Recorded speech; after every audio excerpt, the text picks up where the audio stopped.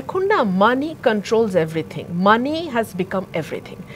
টাকা আছে, আপনি কোথা থেকে সেই টাকা এনেছেন এই প্রশ্নটা কেউ করে না। এখন টাকা যার সেই ঈশ্বর। টাকা যেই সমাজে ঈশ্বর হয়ে যায় সেই সমাজে আসলে খুব সৎ রাজনীতিবিদ আপনি পাবেন, খুব সৎ কর্মকর্তা পাবেন, এগুলো আশা করাটা ইউটোপিয়ান চিন্তা, এটা হবে না।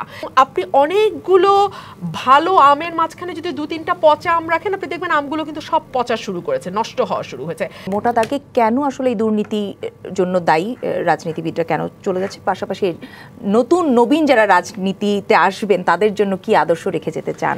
আমি একটা কথা একটু পরিষ্কারই বলতে চাই, একটা সময় ছিল সমাজে আমরা কিন্তু চিনতাম যে উনি দুর্নীতিবাজ, উনি ঘুষ খান, ওই আঙ্কেলটা ঘুষ খান, আমরা মিশতাম না, এড়িয়ে চলতাম, উনিও মোটামুটি মাথা নিচু করে চলতেন। এখন না money controls everything, money has become everything. টাকা আছে, আপনি কোথা থেকে সেই টাকা এনেছেন এই প্রশ্নটা কেউ করে না। নগদের কাছে সব গ্রাহকই প্রিয়, তাই তো সারা দেশে ক্যাশ আউট চার্জ সবচেয়ে কম। আপনার বেতন কত, এই প্রশ্নটা তো ফার্স্ট প্রশ্ন হওয়ার কথা। আপনি যে এই 3,000 3,500 স্কোয়ার ফিটে গুলশানের বাড়িতে থাকছেন, 3-4টা গাড়ি মেনটেন করছেন, আপনার বাচ্চাকে বিদেশে পড়াচ্ছেন, আপনি তো একজন সরকারি কর্মকর্তা, কিংবা আপনি তো একজন রাজনীতিবিদ। আপনার সোর্স অফ ইনকামটা কি, আপনার ব্যবসাটা কি, আপনার বিজনেসটা কি?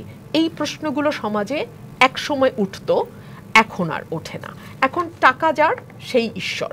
টাকা যেই সমাজে ঈশ্বর হয়ে যায় সেই সমাজে আসলে খুব সৎ রাজনীতিবিদ আপনি পাবেন, খুব সৎ কর্মকর্তা পাবেন, এগুলো আশা করাটা ইউটোপিয়ান চিন্তা, এটা হবে না। এবং যেই ছেলে বা যেই মেয়েটা এখন রাজনীতিতে আসে সে ধান্দা করতেই রাজনীতিতে আসে। মানে আই এম সরি, আমি একেবারেই আমজনতা যেই ভাষায় বলে, তারা যেভাবে চিন্তা করে, আমি তাদের ভাষায় তাদের চিন্তাটাই বললাম, কারণ আসলে চারপাশে আমরা তাই দেখি। এবং আপনি অনেকগুলো ভালো আমের মাঝখানে যদি দু তিনটা পচা আম রাখেন, আপনি দেখবেন আমগুলো কিন্তু সব পচা শুরু করেছে, নষ্ট হওয়া শুরু হয়েছে। না হলে বুয়েট তো বাংলাদেশের সবচেয়ে মেধাবীদের জায়গা, তাই না? বুয়েটে যারা চান্স পায়, ঢাকা মেডিকেলে যারা চান্স পায়, তাদেরকে তো আমরা স্যালুট করি। মেধাবী, পড়াশোনা করা, সিরিয়াস। আমি একদম শেষ দিকে চলে এসেছি। আবরারের মতো একটা হত্যাকাণ্ড ঘটিয়ে দেয়, তখন বোঝা যায় যে রাজনীতি আসলে কোথায়। কিন্তু সামনের দিনে তো নিশ্চয়ই আমরা ভালো কিছুতে যেতে চাই। সেই এক লাইনে যদি সামনের দিনের জন্য কোনো রাজনীতি বিচ্ছিন্নভাবে ভালো কিছু হতে পারবে না।